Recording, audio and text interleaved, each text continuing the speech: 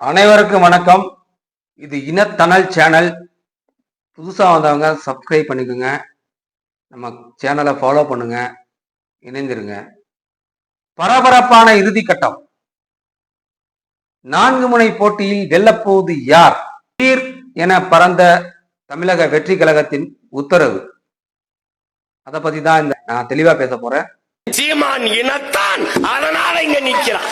நாங்கள் தமிழர்கள், ஒரு தேசிய இனத்தின் மக்கள், உலகெங்கும் 13 கோடி எண்ணிக்கையில் கொண்டு 130 நாடுகளில் பரவி வாழக்கூடிய பேரின மக்கள் நாங்கள். நேற்று நடைபெற்ற நிர்வாகிகள் பொதுக்கூட்டத்தில் தமிழக வெற்றி கழகத்தின் விஜய் அவர்கள் தன்னோட வேட்பாளருக்கு ஒரு உத்தரவு ஒன்றை பிறப்பித்துள்ளார். வெற்றி பெற்ற கையோடு அதன் சர்டிபிகேட்டை வாங்கிக்கிட்டு நேரா இரவோடு இரவாக பனையூருக்கு வந்து விடுங்க அப்படிங்கிற ஒரு உத்தரவை தமிழக வெற்றி கழகத்தின் விஜய் அவர்கள் பிறப்பித்துள்ளார். அதை ஏன் சொன்னாரு, எதுக்காக சொன்னாரு அப்படிங்கிற நம்ம தெளிவா பார்ப்போம். இந்த தேர்தலுக்கு பிந்தைய கருத்து கணிப்பில் தொங்கு சட்டசபை, அதாவது திமுகவும் ஆட்சி அமைக்காம, அண்ணா திமுகவும் ஆட்சி அமைக்காம, நாம் தமிழக கட்சியும் ஆட்சி அமைக்காம, தமிழக வெற்றி கழகமும் ஆட்சி அமைக்காம ஒரு தொங்கு சட்டசபை, யாருக்கும் பெரும்பான்மை இல்லை அப்படிங்கிற ஒரு நிலைய இந்த தேர்தல் கொடுத்திருக்கு அப்படின்னு கருத்து கணிப்பு சொல்லுது. நான் சொல்லல.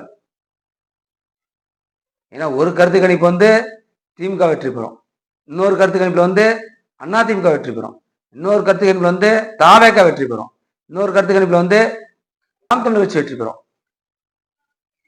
என்னப்பா இது? யார்கிட்ட போய் கருத்து கணிப்பு எடுக்கிறீங்க? எப்படி எடுக்கிறீங்க? எதை வச்சு இதன் அடிப்படையில் எடுக்கிறீங்க? கருத்து கணிப்புனா ஒரே மாதிரி இருக்கணும். நீ ஒன்று மக்களை குழப்புறீங்க.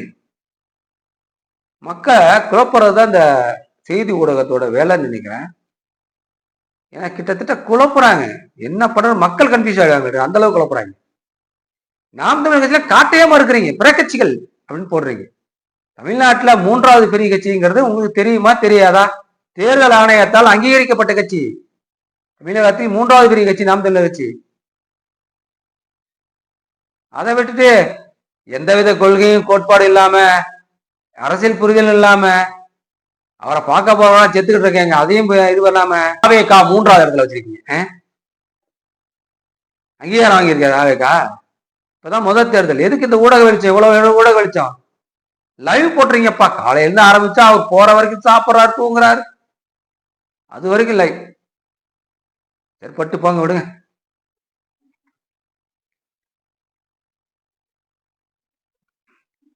இந்த உத்தரவு தமிழக வெற்றி கழகத்தின் வேட்பாளர்கள் மீது அண்ணன் விஜய் அவர்களுக்கு நம்பிக்கை இல்லை.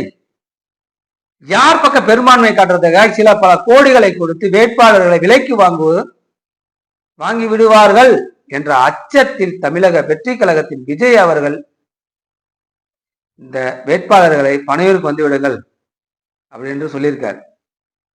ஏன்னா அவர்கள் வேட்பாளர் மீது அவர்களுக்கு நம்பிக்கை இல்லை. திராவிட கட்சிகள் நாம் தமிழர் கட்சி வேட்பாளர்கிட்ட ரகசியமாக பேசியிருக்கிறாங்க அப்படின்னு சொல்லி ஒரு தகவல் வெளியே வருது. அந்த தகவல் என்னன்னா, யார் வெற்றி வாய்ப்பை எட்டுவாங்களோ அவங்கள இழுக்க முயற்சி பண்ணதான் இந்த மாதிரி பேசியிருக்காங்க. இந்த செய்தி அண்ணன் காதுக்கும் போகுது. நான் எப்படி தெரிஞ்சுக்கிறேன்னா, ரகசிய ஓட்ட வலைவலி மூலியமா நான் தெரிஞ்சுக்கிட்டேன். அதனால இந்த செய்தி அண்ணன் காதுக்கு போகுது. தமிழக வெற்றி கழகம் விலை போறதுக்கு வாய்ப்பு இருக்கு. ஏன்னா அவங்க கட்சியில எல்லாரும் மாற்று கட்சியில இருந்து சீட்டு தராம இந்த கட்சிக்கு வந்தவங்க தான். அதனால விலை போறதுக்கு வாய்ப்பு இருக்குது, பாத்துக்கோங்க. ஆனா நாம் தமிழர் கட்சி அப்படி இல்லை. கொள்கை கோட்பாடு ஒற்றை தலைவன் மேதகு வேலுப்பிள்ளை பிரபாகரன், அவர் பின்னால் வந்த பிள்ளைகள் நாங்கள். பணத்துக்கு ஆசை காட்டியோ பதவி ஆசை காட்டியோ ஒருபோதும் நாம் தமிழர் கட்சி வெல்ல முடியாது. ஏன்னா உறுதியா நிற்போம் களத்துல. எந்தவித பிரச்சனைகளும் உறுதியா நிற்போம். ஏன்னா நாங்க ஏற்றுக்கொண்ட தலைவன் கொள்கை எப்படி அதை பின் வழி நடத்திய எங்க அண்ணன் சீமான் ஆவார். அதனால எந்த ஒரு களத்தை நாங்க உறுதியா நிற்போம். நீங்க பணம் கொடுத்து எங்களை விலைக்கு வாங்கவே முடியாது. பணத்தாசை காட்டிவிட்டால் பயந்து விடுவார்கள், பணத்தாசை மிரட்டினால் பயந்து விடுவார்கள் நினைக்காதீங்க. அதை ஒருபோதும் நாங்க செய்ய மாட்டோம். நாங்க ஒண்ணு பிச்சை எடுக்கல.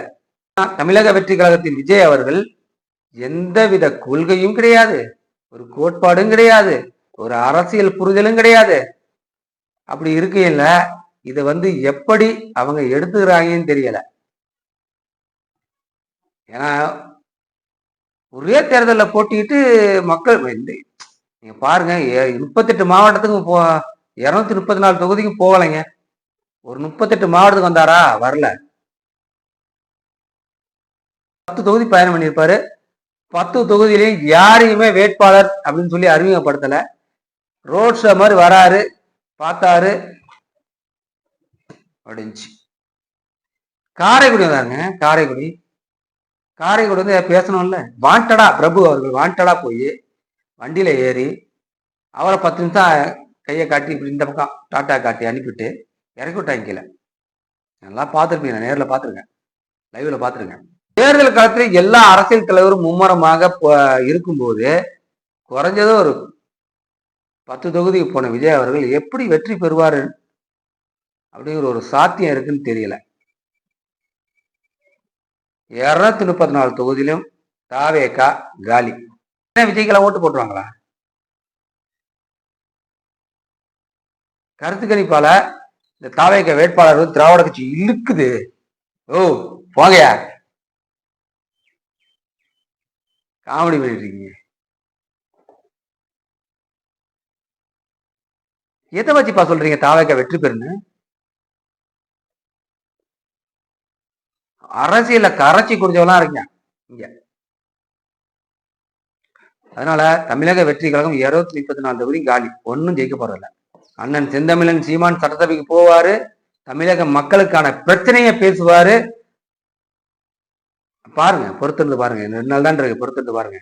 விஜய் அரசியல்வாதியே கிடையாது, அவர் ஒரு நடிகர்.